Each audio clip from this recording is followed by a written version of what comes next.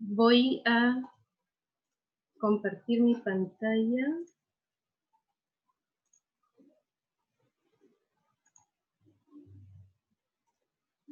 Por favor, me confirman si es que se ve todo bien. Se ve perfecto, estimada. Adelante. Ok, muchas gracias por la oportunidad nuevamente. El día de hoy les voy a conversar un poco sobre los cañanes en los algarrobales de la libertad y las perspectivas que tenemos para su conservación.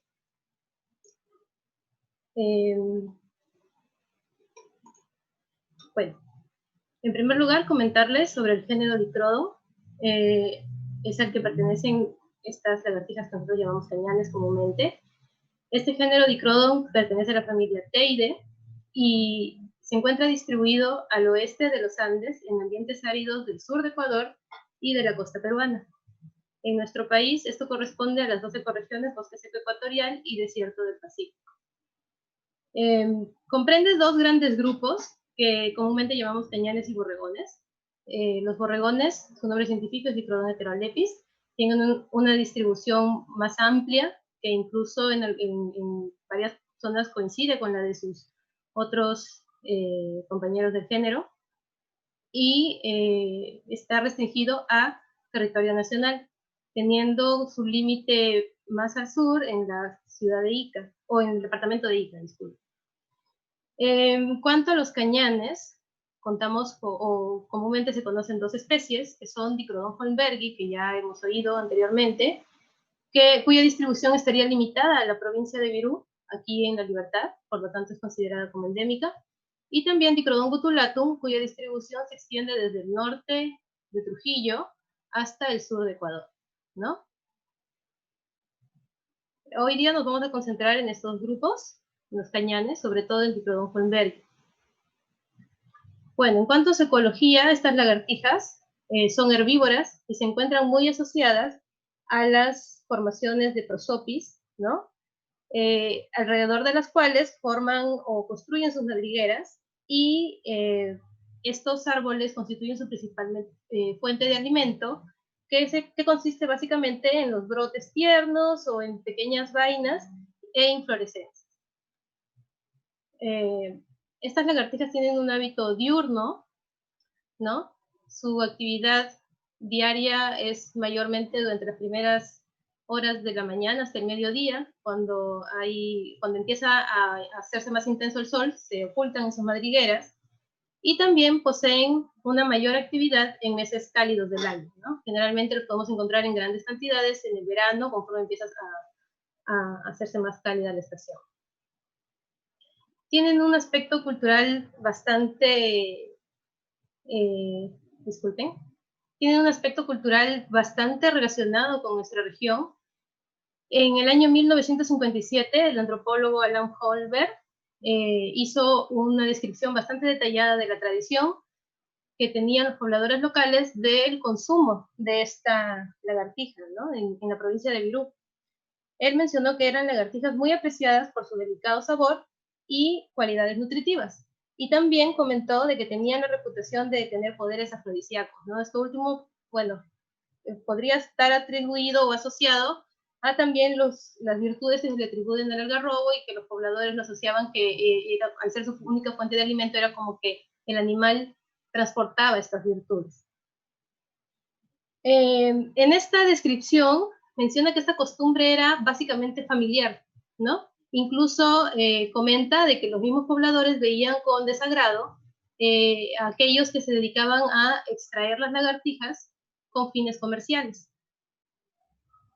También menciona de que este aprovechamiento o esta alimentación o inclusión en la dieta de los pobladores de las lagartijas databa al menos desde la época mochica, ¿no? Incluso hay evidencias en sus ceramios donde ellos las han representado.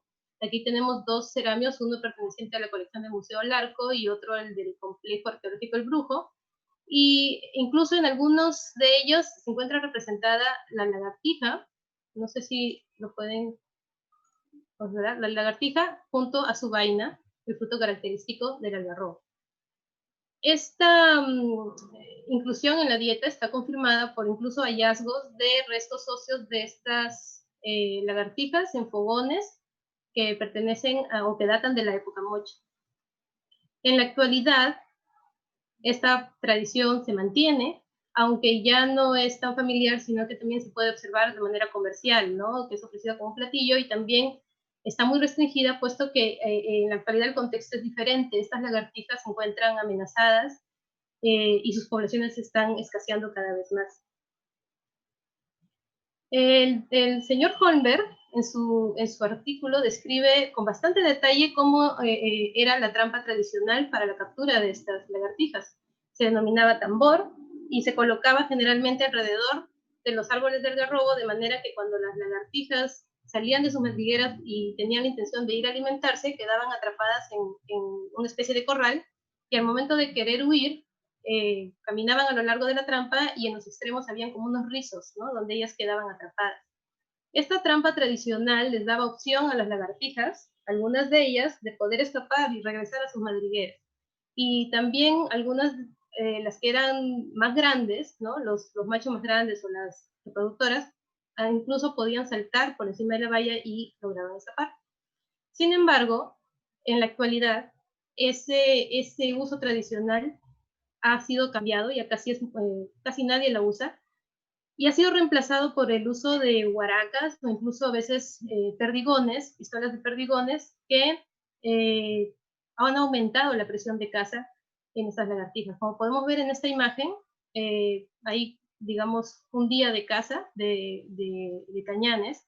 Incluso en la imagen inferior, en una oportunidad que fuimos a colectar, encontramos unos niños que estaban arrojando las piedras a las lagartijas y nos permitieron tomar una muestra de tejido, pero ustedes pueden observar el daño, ¿no?, que se ocasiona a la lagartija. Entonces, esta presión cada vez más fuerte, ¿no?, incluso en algunas ocasiones incluye la destrucción de las madrigueras para poder obtener a la lagartija, es algo que les está amenazando su subsistencia. Pero digamos que la mayor amenaza que tienen estas poblaciones es el cambio de uso de suelo, que de lo que antes eran bosques o algarrobales, para mayormente convertirlos en tierras de cultivo. Entonces aquí podemos observar una progresión, más o menos desde el año, conseguí imágenes satelitales desde el año 86 hasta el 2020, donde podemos observar cómo ha ido evolucionando este cambio de uso de suelo. Este fenómeno, factor humano en los paisajes, da origen a cambios en la calidad del hábitat. Y este cambio en la calidad del hábitat también influye en cómo se distribuyen las poblaciones, ¿no?, originales, y también influye en el flujo de genes entre estas poblaciones, generando una mayor estructura y, por lo tanto, si es que quedan lo suficientemente aisladas en los parches, que no tienen conectividad funcional, estas poblaciones pierden diversidad genética, ¿no?, y pueden desaparecer a la larga. Bueno, entonces, ahora les quiero resumir un poco sobre la categorización de esas especies. Dichrodon gutulatum y Dichrodon holmbergi. Según Decreto Supremo número 004 del 2014, Dichrodon gutulatum no se encuentra categorizado, sin embargo, Dichrodon holmbergi se encuentra como vulnerable, ¿no? Hay que tener en cuenta que esta categorización es del 2014, ¿no?, que en 6 años puede haber cambiado la población.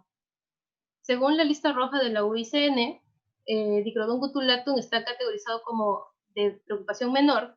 Sin embargo, se menciona de que hay una tendencia a la baja de sus poblaciones que está guiada por el cambio, justamente el cambio de uso de suelo. También cuando averigüé, en la página no se mostraban mayores datos sobre el estado de las poblaciones actuales, ¿no?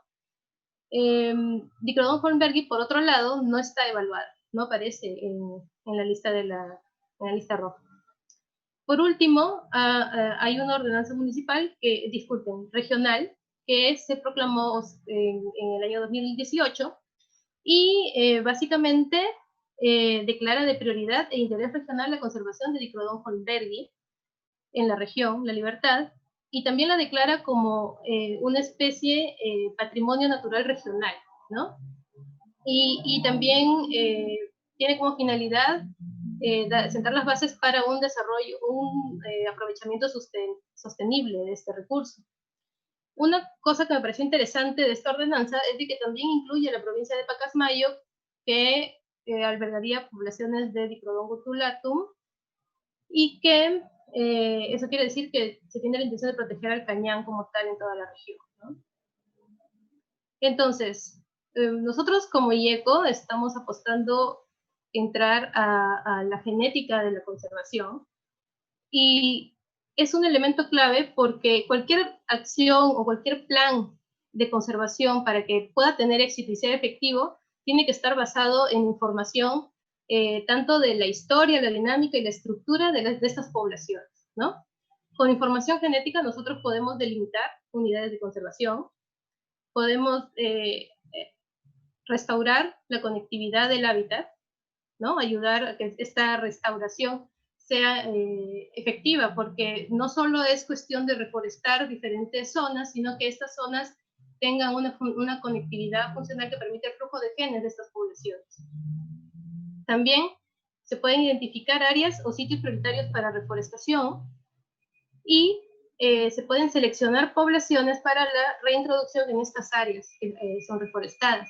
Esto es muy importante porque a veces cuando uno quiere conservar no simplemente se trata de tomar lagartijas de diferentes zonas y reunirlas en un nuevo terreno, sino también hay que tomar en cuenta la estructura genética. Si es que son muy diferentes estas poblaciones, de repente la población que se introduce podría tener o algún tipo de depresión, ¿no? O algún fenómeno de depresión y podría no ser viable en el tiempo.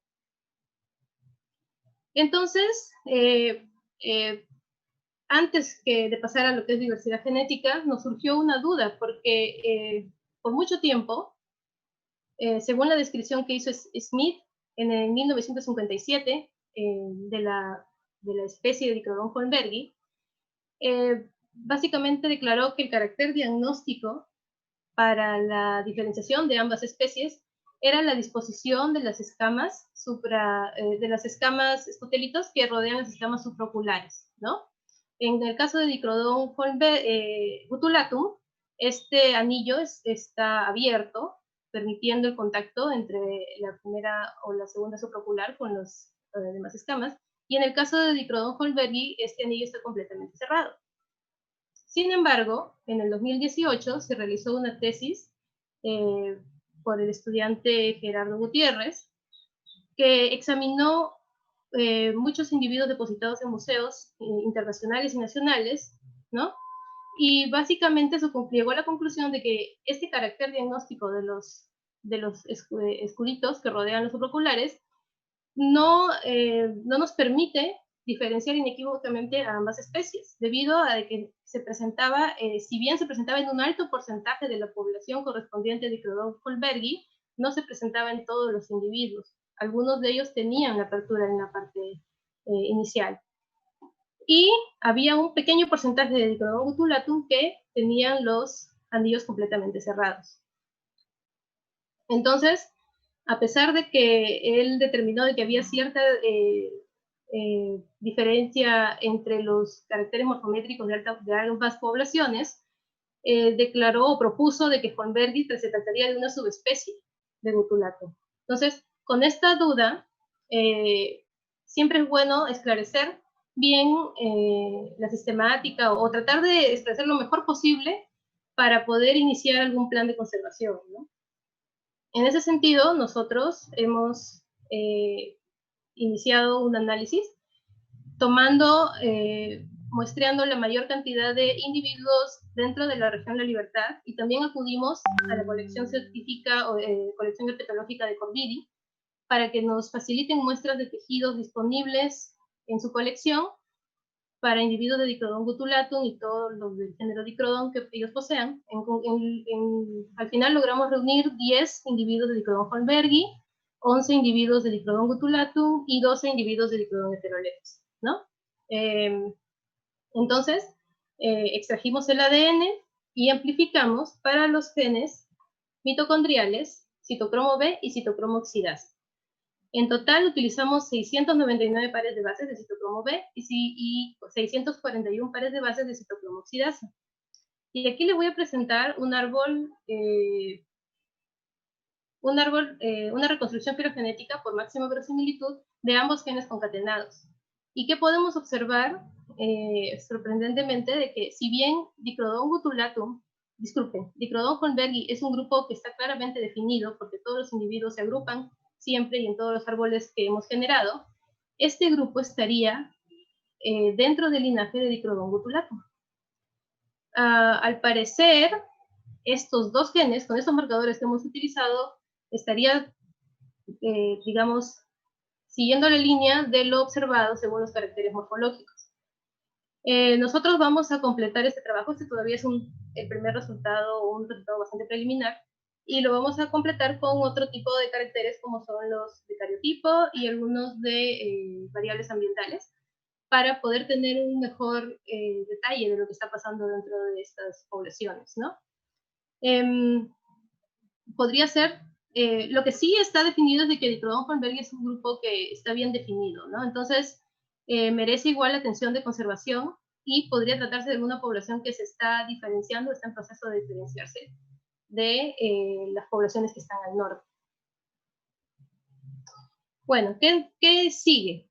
Nosotros, para poder igual trabajar en la conservación de estas lagartijas, que es importante porque también, con ellas se conserva también el ecosistema, ¿no?, de algarrobales, primero tenemos que actualizar la información sobre el rango de distribución y la dinámica poblacional que tienen en la región, porque hemos estado buscando información y no hay, digamos, un mapa o no se conoce localmente, ¿no? Si se pregunta a los pobladores, pero no hay un documento que certifique en qué situación están las poblaciones actuales, sobre todo en la provincia de Virú, que es la más golpeada por la actividad humana, por la actividad agroindustrial.